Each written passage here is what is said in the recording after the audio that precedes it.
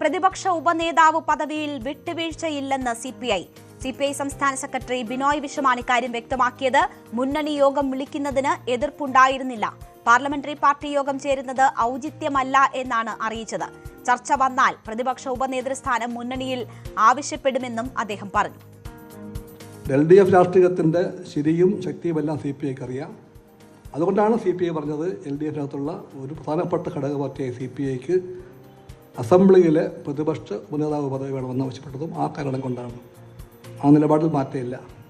ഇല്ല, ചർച്ച വന്നാൽ ഞങ്ങളുടെ ബന്ധം നല്ല ബന്ധമാണ്.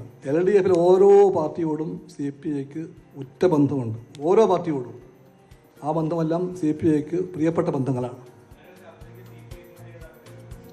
CPIക്ക് LDFിൻ്റെ രാഷ്ട്രീയം നല്ലവണ്ണം അറിയാം. CPIക്ക് LDF എന്നാൽ എന്താണെന്നും അറിയാം. ഡാൻ കുര്യനുണ്ട് വാർത്തയുടെ വിശദാംശങ്ങളുമായി. ഡാൻ, നിലപാട് കടുപ്പിക്കുകയാണ് CPI. പ്രതിപക്ഷ ഉപനേതാവ് പദവിയിൽ വിട്ടുവീഴ്ചയില്ല എന്നതാണ് സൂചിപ്പിക്കുന്നത്. അതേസമയം ഈ പദവിയിൽ മുറി ഉൾപ്പെടെ ആവശ്യപ്പെട്ടുകൊണ്ട് തങ്ങളുടെ അവകാശം ഉറപ്പിക്കാനുള്ള നീക്കം CPM നടത്തിയിരുന്നത് നമ്മൾ കണ്ടതാണ്. എന്താണ് ബിനോയ് വിശ്വം വിശദീകരിക്കുന്നത്? നല്ല ബന്ധമെന്ന് പറയുമ്പോഴും ഈ അവകാശവാദം ആവർത്തിച്ചുന്നയിക്കുന്നത് ബന്ധം വഷളാക്കുമോ?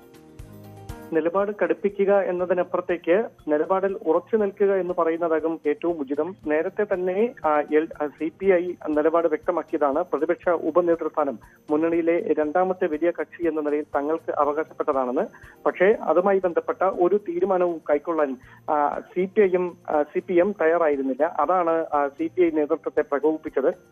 മുമ്പും പരസ്യമായി തന്നെ ബിനോയ് വിശ്വം ഉൾപ്പെടെയുള്ള മുതിർന്ന CPI നേതാക്കൾ പ്രതിപക്ഷ ഉപനേതൃസ്ഥാന പദവിയിൽ ഒരു വിട്ടുവീഴ്ചയ്ക്കും തയ്യാറല്ലെന്ന കാര്യം വ്യക്തമാക്കിയതാണ്. അതൊരിക്കൽ കൂടി അരക്കിട്ട് ആവർത്തിക്കുകയാണ് ബിനോയ് വിശ്വം. മുന്നണി യോഗം വിളിക്കരുതെന്ന് തങ്ങൾ പറഞ്ഞിട്ടില്ല. LDFിനെ കുറിച്ച് CPIക്ക് കൃത്യമായ ധാരണയുണ്ട്. പാർലമെന്ററി പാർട്ടി യോഗം ചേരുന്നതിൽ അനൗചിത്യമുണ്ട് എന്ന കാര്യം സൂചിപ്പിക്കുക മാത്രമാണ് ചെയ്തത് എന്നാണ് അദ്ദേഹം വ്യക്തമാക്കിയിരിക്കുന്നത്. എന്തായാലും ഉറച്ച നിലപാടിൽ CPI ഇങ്ങനെ തുടരുന്ന ഒരു സാഹചര്യം ഉണ്ടാകുമ്പോൾ മുന്നണി യോഗം ചേരുന്ന ഒരു സാഹചര്യം ഉണ്ടായാൽ മുന്നണി യോഗത്തിലും തങ്ങളുടെ ആവശ്യം അറിയിക്കാനുള്ള ഒരു തീരുമാനത്തിലാണ് CPI നേതൃത്വം. അങ്ങനെയെങ്കിൽ അതിനോട് മുന്നണിയിലെ ഏറ്റവും പ്രധാനപ്പെട്ട കക്ഷിയായ CPM എന്ത് നിലപാട് സ്വീകരിക്കുമെന്നതാണ് ഇനി രാഷ്ട്രീയമായി ഏറ്റവും ഉദ്വേഗമുണർത്തേണ്ട കാര്യം.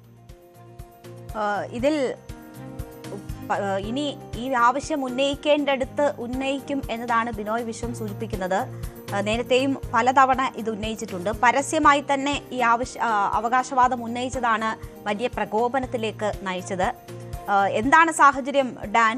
ഇതിൽ ഒരു വിട്ടുവീഴ്ചയും ഇല്ല എന്നതിന്റെ സൂചനകളാണ് CPM നൽകിക്കൊണ്ടിരുന്നത്. പിണറായി വിജയൻ അത് പരസ്യമായി തന്നെ പറയുകയും ചെയ്ത സാഹചര്യമുണ്ട്. മുന്നണിയിൽ പ്രശ്നങ്ങൾ കടുക്കും എന്നതിന്റെ സൂചനയാണോ ബിനോയ് വിശ്വത്തിന്റെ വാക്കുകൾ? പ്രശ്നങ്ങൾ കടുക്കും എന്നതിന് അപ്പുറത്തേക്ക് ഇതിൽ കൃത്യമായ ഒരു നയപരമായ തീരുമാനത്തിലൂടെ പ്രശ്നം പരിഹരിക്കാൻ CPM നേതൃത്വം നിർബന്ധിതമാകുന്ന ഒരു സാഹചര്യത്തിലേക്ക് കാര്യങ്ങൾ എത്തിയിരിക്കുകയാണ്. കാരണം CPIയെ പിണക്കിക്കൊണ്ട് ഈ ദുർബലമായ സാഹചര്യത്തിൽ മുമ്പോട്ട് പോകാൻ കഴിയില്ല. കാരണം ചരിത്രത്തിലെ ഏറ്റവും വലിയ തോൽവിയാണ് LDFിന്റെ മുന്നണിക്ക് ഈ നിയമസഭാ തെരഞ്ഞെടുപ്പിൽ നേരിടേണ്ടി വന്നത്.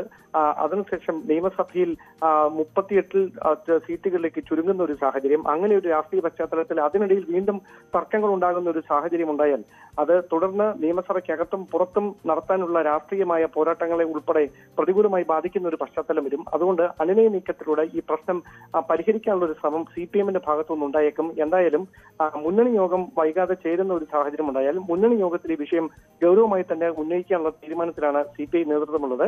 പ്രതിപക്ഷ ഉപനേതൃ പദവിയിൽ കുറഞ്ഞൊന്നും വേണ്ട, അത് കൃത്യമായി തങ്ങൾക്ക് അവകാശപ്പെട്ടതാണ് എന്ന നിലപാടിൽ ഉറച്ചു നിൽക്കുകയാണ് ഇപ്പോഴും CPI നേതൃത്വം. ശരി, ഡാൻ കുര്യനാണ് വിവരങ്ങൾ നൽകിയത്. കൂടുതൽ വാർത്തകൾക്ക് News 18 Keralam YouTube channel subscribe ചെയ്യുക.